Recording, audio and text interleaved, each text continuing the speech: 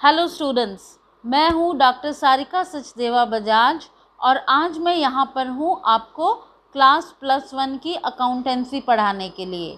और आज का हमारा टॉपिक है meaning and scope of accounting. Her businessman ये जानना चाहता है कि उसने अपने बिजनेस में प्रॉफिट हुआ है या लॉस हुआ है, किसे उसे पैसे देने हैं, किससे उसे पैसे लेने हैं, कितनी परचेज़ की है, कितनी सेल की है, कितने एक्सपेंसेस यानी खर्चे किए हैं और कितनी इनकम की है।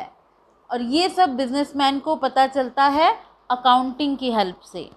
अकाउंटिंग को बिजनेस की लैंग्वेज कहा जाता है और किसी भी लैंग्वेज का बेसिक फंक्शन क्या होता है? कम्युनिकेट करना। आज के इस टॉपिक में हम क्या क्या कंटेंट्स कवर करेंगे? पहले डेफिनेशन ऑफ अकाउंटिंग, फिर characteristics of accounting, objectives, functions, book keeping, accounting and accountancy, branches of accounting, parties interested in accounting information, advantages और uses of accounting, limitations of accounting, attribute of accounting information and role of accounting. Definition of accounting. R.N. Anthony ने definition दी है, accounting is a means of collecting, summarizing, analyzing and reporting in monetary terms informations about business. क्या करता है accounting? Business की information collect करता है, उसे summarise करता है, एनालाइज करता है और रिपोर्ट करता है पैसे की टर्म्स में इंफॉर्मेशन अबाउट द बिजनेस। पैसे की टर्म्स में मतलब पहली बात, हम अकाउंट्स में क्वांटिटेटिव ट्रांजैक्शंस को रिकॉर्ड करते हैं, क्वालिटेटिव ट्रांजैक्शंस को इग्नोर करते हैं। क्या मतलब है इस बात का? ये मैं आपको कैरेक्टरिस्टिक्स में कवर करूँगी। सबसे पहले कैरेक्टरिस्टिक्स ऑफ अकाउंटिंग में फर्स्ट पॉइंट है, accounting is art as well as science. Accounting एक आर्ट है क्योंकि अकाउंटेंट को बिजनेस ट्रांजैक्शंस हैं उनको रिकॉर्ड करना है, क्लासिफाई करना है और समराइज करना है नेट प्रॉफिट या फाइनेंशियल पोजीशन को जानने के लिए। और साइंस किस लिए कहते हैं इसे? क्योंकि इसके स्पेसिफाइड प्रिंसिपल्स हैं जिसलिए इसे साइंस कहा जाता है। Second point, recording of transactions of financial character. सिर्फ वो ट्रांजैक्शंस रिकॉर्ड की जाती हैं जो फाइनेंशियल नेचर की होती हैं। सपोज प्रोडक्शन मैनेजर और सेल्स मैनेजर का झगड़ा हो गया, इसको पैसे में तो नहीं मापा जा सकता, इसलिए ये फाइनेंशियल ट्रांजैक्शन नहीं है। एम्प्लॉयज़ ने स्ट्राइक कर दी है, मैनेजर ने रिज़ाइन कर दिया है, एक नया कंपटीटर आ गया है, डेफिनेटली इस सब का हमारे बिज़नेस पर बहुत बड़ा इम्पैक्ट पड़ेगा, लेकिन हम इसे पैसे में मेजर नहीं कर सकते, तो हम इसे रिकॉर्ड भी नहीं करेंगे। हमें सिर्फ फाइनेंशियल ट्रांजैक्शंस रिकॉर्ड करेंगे जिसको हम पैसे में माप सकते हैं। Recording in terms of money. Third point, हमारे पास 10 चेयर्स हैं, 10 चेयर्स खरीदी हैं बिजनेस के लिए, तो ऐसा नहीं मेंशन करेंगे कि 10,000 की चेयर्स खरीदे हैं, कितने टेबल्स खरीदे हैं, 10 टेबल्स खरीदे हैं, ऐसा नहीं मेंशन करेंगे कितने 5,000 के टेबल खरीदे हैं। मतलब कि हम क्वांटिटेटिव ट्रांजैक्शंस लेंगे जो कि पैसे में मापे जा सकते हैं और उनको पैसे में माप कर ही उसको रिकॉर्ड करेंगे। Classifying. Classification is the process of grouping the transaction of one nature eight one place in a separate account. जो भी हमारे ट्रांजैक्शंस होगी उनको क्लासिफाई करना, फिर उसको समराइज करना, मैनेजमेंट के पास ऐसा डाटा प्रेजेंट करना जो कि उनकी समझ में आए और डिसीजन मेकिंग करने में उनकी हेल्प करे। इंटरप्रेटिंग दी रिजल्ट्स। अकाउंटेंसी में बिजनेस को रिजल्ट्स या डाटा इस तरीके से प्रेजेंट किया जाए कि वो उनके काम आए। उसके लिए क्या बनता है? Trading and profit and loss account बनता है और बैलेंस शीट बनती है जिससे रिजल्ट्स को इंटरप्रेट किया जा सकता है। Communicating. Accounting attributes includes the communication of financial data. Financial data individual की रिक्वायरमेंट के हिसाब से उसे प्रेजेंट किया जाता है। Next heading. Next, objectives of accounting. Point number 1, to keep systematic record of business transactions. Accounts में अगर बिजनेस ट्रांजैक्शंस का पूरा रिकॉर्ड रखा जाए तो ओमिशन और फ्रॉड के चांसेस बहुत ही कम हो जाते हैं। Second point, to calculate profit और लॉस, कितना गुड्स खरीदे हैं साल में हमने, कितने बेचे हैं, कितना क्लोजिंग स्टॉक पड़ा है, कितना खर्चा हुआ है, कितना इनकम हुआ है, इन सब के रिकॉर्ड से ही एक बिजनेसमैन को पता चलता है कि उससे प्रॉफिट हुआ है या लॉस हुआ है। नेक्स्ट है to know the exact reasons leading to net profit और नेट लॉस। नेट प्रॉफिट हुआ है तो उसके क्या क्या कारण हैं, और अगर लॉस हुआ है तो उसके क्या क्या कारण हैं, ये सब भी हमें अकाउंटिंग से पता चलता है। To ascertain the financial position of the business, अगर आपको बिजनेस की फाइनेंशियल हेल्थ जाननी है तो आपको बैलेंस शीट बनानी पड़ेगी। बैलेंस शीट से पता चलेगा कि बिजनेस के पास कितने एसेट्स हैं और कितनी उसकी लायबिलिटीज़ बनती हैं, कितने उसे डेटर्स से लेने हैं, कितना पैसा उसी को देना है। To ascertain the profits of the business from year to year, पिछले साल हमारा कितना प्रॉफिट हुआ था, इस साल कंपैरेटिवली कितना हुआ है, 5 साल पहले कितना था, 3 साल पहले कितना था और अब क्या कितना है, यानी कि ये स्टडी हम कर सकते हैं अगर हमारे पास अकाउंटिंग डाटा अवेलेबल है तो। Next point, to prevent and detect errors and frauds, अगर कंप्लीट ट्रांजैक्शंस का रिकॉर्ड रखा जाए तो गलतियों के चांसेस भी कम होते हैं और फ्रॉड होने के चांसेस भी कम होते हैं, धोखाधड़ी के चांसेस भी कम होते हैं। Next point, to provide information to various parties, अलग अलग पार्टीज़ को हमारी अकाउंटिंग इन्फॉर्मेशन की ज़रूरत पड़ती है, जैसे कि ऑनर्स जो मालिक हैं वो जानना चाहेगा कि कितना प्रॉफिट हुआ, कितना लॉस हुआ। इन्वेस्टर्स जो हमारे ऑर्गेनाइजेशन में इन्वेस्ट करेंगे या बैंक्स जो हमें लोन देंगे वो जानना चाहेगा कि उनका पैसा कितना सेफ़ है और उस पर उन्हें इंटरेस्ट मिलेगा या नहीं मिलेगा। फिर गवर्नमेंट अथॉरिटीज़ को भी हमारे अकाउंटिंग इन्फॉर्मेशन की ज़रूरत है क्योंकि प्रॉफिट्स के बेस पर ही हमने टैक्स पे करना होगा। Functions of accounting, maintaining complete and systematic records, statement of profit and loss बनाई जाती है और बैलेंस शीट बनाई जाती है। Next point, communicating the financial results to various parties, net profit net loss कितना है, एसेट्स कितने हैं, हमें लायबिलिटीज़ कितनी हैं यानी संपत्तियां कितनी हैं, दायित्व कितने हैं। नेक्स्ट है protecting the assets of business, another function of accounting is to maintain proper records of the various assets such as cash in hand, bank balance, inventory etcetera, इन सब का प्रॉपर रिकॉर्ड बनाया जाएगा तभी मैनेजमेंट इनके ऊपर control रख पाएगी। नेक्स्ट है providing assistance to management, timely information अगर डाटा की होगी तो ही मैनेजमेंट अपने डिसीजन मेकिंग कर पाएगी, प्रॉपर प्लानिंग कंट्रोलिंग कर पाएगी।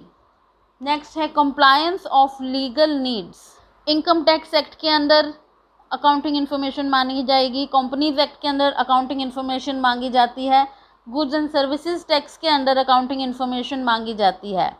नेक्स्ट है फिक्सिंग रिस्पॉन्सिबिलिटी, जितने भी डिपार्टमेंट्स हैं जैसे कि production department, sales department, human resource management department, finance department, इन सब में हम रिस्पॉन्सिबिलिटी फिक्स कर सकते हैं अकाउंटिंग इन्फॉर्मेशन के बेस पे। नेक्स्ट टॉपिक है book keeping, accounting and accountancy.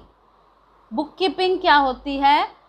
It is an art of recording in books of accounts the monetary aspect of financial transactions, कि जो फाइनेंशियल ट्रांजेक्शन्स हैं उनको किस तरीके से ये अकाउंटेंट की अपनी आर्ट होगी कि किस तरीके से उसको रिकॉर्ड करता है। सबसे पहले उसे क्या करना है, फाइनेंशियल नेचर की ट्रांजेक्शन्स को आइडेंटिफाई करना है, उनको पैसे की टर्म्स में मेजर करना है, मापना है, फिर उसे जर्नल में रिकॉर्ड करना है और लेजर में उसे क्लासिफाई करना है। अकाउंटिंग, जहाँ पर बुक कीपिंग ख़त्म होती है वहाँ पर से अकाउंटिंग स्टार्ट होती है। इसमें समराइज्ड फॉर्म में प्रॉफिट एंड लॉस अकाउंट बनाया जाता है, बैलेंस शीट बनाई जाती है, रिजल्ट्स को इंटरप्रेट किया जाता है और वेरियस इंटरेस्टेड यूज़र्स को कम्युनिकेट किया जाता है। अकाउंटेंसी, इसमें सिस्टमेटिक नॉलेज प्रोवाइड की गई है, principles and techniques which are applied in the accounting, उसे अकाउंटेंसी कहा गया है। नेक्स्ट पॉइंट, ब्रांचेस और टाइप्स और सब फील्ड्स ऑफ अकाउंटिंग। सबसे पहले है फाइनेंशियल अकाउंटिंग। फाइनेंशियल अकाउंटिंग का मेन पर्पस है कि वो प्रॉफिट एंड लॉस के बारे में बताता है, फाइनेंशियल हेल्थ के बारे में बताता है, जिसके लिए उसे प्रॉफिट एंड लॉस अकाउंट बनाना होता है और बैलेंस शीट बनानी होती है। सेकंड पॉइंट है कॉस्ट अकाउंटिंग। टोटल कॉस्ट और पर यूनिट कॉस्ट कितनी है, ये हमें कॉस्ट अकाउंटिंग से पता चलता है। डिसीजन मेकिंग के लिए अकाउंटिंग डाटा कैसे प्रेजेंट किया गया, example ratio analysis, budgetary control, fund flow statement, cash flow statement, तो ये मैनेजरियल डिसीजन मेकिंग में हेल्प करता है। टैक्स अकाउंटिंग, इनकम टैक्स भरना है, जीएसटी यानी गुड्स एंड सर्विसेज टैक्स भरना है, तो उसके लिए भी अकाउंट्स की ज़रूरत पड़ती है। सोशल रिस्पॉन्सिबिलिटी अकाउंटिंग, कोई भी बिजनेस सोसाइटी की वजह से एग्जिस्ट करता है, सोसाइटी का होता है और सोसाइटी के लिए होता है। सोशल रिस्पॉन्सिबिलिटी अकाउंटिंग क्या है, हमें बिजनेस का सोसाइटी के प्रति कितना कंट्रीब्यूशन है उसको आइडेंटिफाई करना, उसको मेजर करना, उसको कम्युनिकेट करना। एग्जाम्पल, कितना एम्प्लॉयमेंट प्रोवाइड करते हैं, कितना पब्लिक प्रोग्राम्स में अपना सपोर्ट देते हैं, एनवायरमेंटल कंट्रीब्यूशन क्या है, प्रोडक्ट सेफ्टी कितनी है, प्रोडक्ट ड्यूरेबिलिटी कितनी है, कस्टमर सेटिस्फेक्शन कितनी है। What is interested in accounting information, दो पार्ट्स में डिवाइड किया गया है इसको, इंटरनल यूजर्स और एक्सटर्नल यूजर्स। इंटरनल यूजर्स कौन होंगे, ओनर्स होंगे और मैनेजमेंट होगा। ओनर ने बिजनेस में पैसा लगाया है, वो चाहेंगे कि उनका बिजनेस प्रॉफिटेबल हो और फाइनेंशियली साउंड हो। प्रॉफिट बढ़ रहा है तो उसके क्या कारण हैं, लॉसेस बढ़ रहे हैं तो उसके क्या कारण हैं, ये सारी इन्फॉर्मेशन के लिए ऑनर्स को अकाउंटिंग की ज़रूरत पड़ती है। सेकंड पॉइंट है मैनेजमेंट। मैनेजमेंट को अकाउंटिंग की इन्फॉर्मेशन की ज़रूरत पड़ती है बिजनेस की स्मूथ रनिंग के लिए। फिर है external users.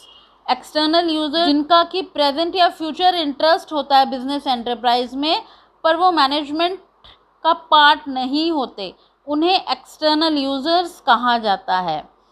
Point number 1, potential investors, जो हमारी ऑर्गेनाइजेशन में अपना पैसा लगाना चाहेंगे, इन्वेस्ट करना चाहेंगे, तो वो ये भी देखेंगे पहले कि कितना सेफ है उनका पैसा और इंटरेस्ट भी उस पर मिलेगा या नहीं मिलेगा। Same is the case with short term creditors. Short term creditors हमें गुड्स क्रेडिट पे सप्लाई करते हैं और लॉन्ग टर्म क्रेडिटर्स हमारी ऑर्गेनाइजेशन में पैसा इन्वेस्ट करते हैं। एम्प्लॉयज़ को क्यों पड़ती है अकाउंटिंग की ज़रूरत, क्योंकि वो उसके बेस पे अपने हायर वेजेस, हायर सैलरी और बोनस को क्लेम कर सकते हैं और फिर ये भी चेक कर सकते हैं कि पीएफ में यानी प्रोविडेंट फंड में उनका पैसा रेगुलरली डिपॉजिट हो रहा है या नहीं हो रहा है। Next point, tax authorities. Tax authorities को हमारी इन्फॉर्मेशन चाहिए इनकम टैक्स के लिए, गुड्स एंड सर्विसेज टैक्स के लिए। Government and their agencies. Government and their agencies again they need it for taxation part and providing subsidies। अगर subsidies भी provide करनी है तो उसके लिए भी accounting information चाहिए गवर्नमेंट को। Social responsibility groups, they need information on the impact on environment। environment के ऊपर कितना impact पड़ रहा है और क्या क्या steps लिए जा रहे हैं enterprise के द्वारा environment को protect करने के लिए। नेक्स्ट है पब्लिक चाहती है कि उसे ऑर्गेनाइजेशन के फ्यूचर प्लान्स के बारे में पता चले। नेक्स्ट पॉइंट है last, competitors. They want information on the relative strengths and weakness. Enterprise की प्लस पॉइंट्स कितने हैं, स्ट्रेंथ्स कितनी है और वीकनेस क्या है, इसके लिए कंपटीटर्स हमें स्टडी करते हैं और अकाउंटिंग डाटा के थ्रू ही स्टडी करते हैं। एडवांटेजेस और uses of accounting. Point number 1, helpful in management of business. Accounts कैसे हेल्प करता है बिजनेस को? प्लानिंग में हेल्प करता है, डिसीजन मेकिंग में हेल्प करता है, कंट्रोलिंग में हेल्प करता है। सेकेंड पॉइंट है provides complete and systematic record. हर एक ट्रांजैक्शंस को याद करना, याद रखना पॉसिबल नहीं होता है, इसलिए इसका रिकॉर्ड मेंटेन किया जाता है और ये सारी एक्टिविटीज़ की ट्रू पिक्चर प्रेजेंट करता है। नेक्स्ट है इंफॉर्मेशन रिगार्डिंग प्रॉफिट और लॉस। नेट प्रॉफिट्स कितने हुए हैं या लॉसेस कितने हुए हैं, ये भी हमें अकाउंटिंग से ही पता चलते हैं। Information regarding financial position, balance sheet से हमें क्या पता चलती है? फाइनेंशियल हेल्थ के बारे में पता चलता है। नेक्स्ट है enables comparative study. Systematic record रखने से हमें ये पता चलेगा कि कॉस्ट इस साल कितना खर्चा हुआ, पिछले साल कितना खर्चा हुआ था, इस साल कितनी सेल हुई, उससे पहले कितनी सेल हुई थी। तो अपने बिजनेस का हम प्रीवियस ईयर्स के साथ हम कंपैरिजन कर सकते हैं अकाउंटिंग के थ्रू। नेक्स्ट है helpful in assessment of tax liability. Income tax और जीएसटी भरने के लिए डाटा हमें अकाउंटिंग का इंफॉर्मेशन कहाँ से मिलती है? अकाउंटिंग से मिलती है। Evidence in legal matters, properly maintained accounts supported by authenticated documents are accepted by the courts as a firm evidence। अगर फर्म में प्रूफ की ज़रूरत पड़े, अकाउंट्स की information supported by authenticated documents as proof मानी जाएगी। फैसिलिटेट सेल ऑफ बिजनेस, अगर एक बिजनेस को बेचना है तब भी उसका प्रॉपर परचेज प्राइस निकालने के लिए अकाउंटिंग से ही हेल्प मिलेगी। नेक्स्ट है helpful in raising loans. Such institutions they screen, कई बार हमारे फाइनेंशियल अकाउंट से, हमारे फंड फ्लो स्टेटमेंट से, कैश फ्लो स्टेटमेंट से जो ऑर्गेनाइजेशंस हमारे पास इन्वेस्ट करना चाहेंगी या जिससे हम लोन लेना चाहते हैं, उनसे उन्हें ये सारी इन्फॉर्मेशन काम में आएगी। नेक्स्ट है helpful in partnership accounts. Partnership अगर करते हैं बिजनेस में तो एडमिशन के टाइम पे, रिटायरमेंट के टाइम पे, डेथ्स के टाइम पे किस तरीके से कैलकुलेशंस करनी है, ये सारा भी कैसे पता चलेगा? अकाउंट से पता चलेगा। Helpful in prevention and detection of errors and frauds, अगर कोई गलती हुई है तो वो भी अकाउंट से पकड़ में आएगी, और अगर फ्रॉड की करने की कोशिश की गई है तो वो भी अकाउंटिंग इन्फॉर्मेशन में से ही पकड़ में आएगी। लिमिटेशंस ऑफ अकाउंटिंग, अब तक तो हमने अकाउंट्स के प्लस पॉइंट्स पढ़े हैं, एडवांटेजेस पढ़े हैं, ऑब्जेक्टिव्स पढ़े, फंक्शंस पढ़े। अब मैं आपको क्लियर करूंगी कि अकाउंटिंग की लिमिटेशंस क्या क्या होती हैं। Point number 1, influenced by personal judgements. Accountant अपनी पर्सनल जजमेंट से अकाउंट्स बनाता है, अपनी पर्सनल जजमेंट को उसमें एक्सरसाइज करता है, तो ये अकाउंटेंट टू अकाउंटेंट डिपेंड करेगा। तो डिग्री ऑफ एक्यूरेसी जो है वो सेम नहीं होती है, इसलिए फिगर जो निकलता है प्रॉफिट का, उसको एग्जैक्ट फिगर नहीं कहा जा सकता है। Second point, based on accounting concepts and conventions. Fixed assets are shown in the balance sheet according to the going concern concept. कुछ कंसेप्ट्स एंड कन्वेंशंस हैं, आपके पास पूरा चैप्टर है कंसेप्ट्स और कन्वेंशंस का, उसके बेस पे अकाउंट्स बनाए जाते हैं, जिसमें से एक कंसेप्ट है गोइंग कंसर्न कंसेप्ट, कि हमारा बिजनेस जो है वो चलता रहेगा। ये एक कंसेप्ट है, एजम्पशन है, which is not true. Next point है इनकम्प्लीट इन्फॉर्मेशन, कि एक्चुअल प्रॉफिट या लॉस किसी भी बिजनेस का तभी पता चला जा सकता है जब बिज़नेस क्लोज हो जाए, कि इस बिज़नेस में क्या अर्न किया, क्या लॉस हुआ। लेकिन एक्चुअली फिर हम करंट प्रॉफिट जानने के लिए हर साल अकाउंट्स को मेंटेन करते हैं। नेक्स्ट है omission of qualitative information. Management change हो गई है, फर्म की एबिलिटी क्या है नए प्रोडक्ट डेवलप करने की, मैनेजमेंट एफिशिएंसी कितनी है, कस्टमर्स की सेटिस्फेक्शन कितनी है, ये सब बहुत इम्पॉर्टेंट चीज़ें हैं जो बिज़नेस पे अपना असर छोड़ती हैं, लेकिन इनको क्वांटिटेटिवली मेजर करना पॉसिबल नहीं हो पाता है। इसलिए ये एक बहुत बड़ी लिमिटेशन है अकाउंट्स की कि ये क्वालिटेटिव इन्फॉर्मेशन शो नहीं करता है। नेक्स्ट है बेस्ड ऑन हिस्टोरिकल कॉस्ट। पैसे की वैल्यू चेंज होती रहे। 10 साल पहले जो एसेट अकाउंट ने खरीदा होगा, सपोज फर्नीचर खरीदा, तो आज उसकी वैल्यू कितनी है वो चेंज है, लेकिन बुक्स ऑफ अकाउंट्स में हिस्टोरिकल कॉस्ट पे ही उसको शो किया जाता है। नेक्स्ट है affected by window dressing. Window dressing means accounts को मैनिपुलेट करना ज़्यादा प्रॉफिट शो करने के लिए। परचेज कितने की हैं, क्लोजिंग स्टॉक को आपने कितना वैल्यू किया है, स्टॉक प्राइस पे, मार्केट प्राइस पे ओवर वैल्यूएशन तो नहीं कर दिया है, ये सब यहाँ पर सब स्कोप होता है अकाउंट्स का विंडो ड्रेसिंग के लिए। नेक्स्ट है अनसूटेबल फॉर फोरकास्टिंग।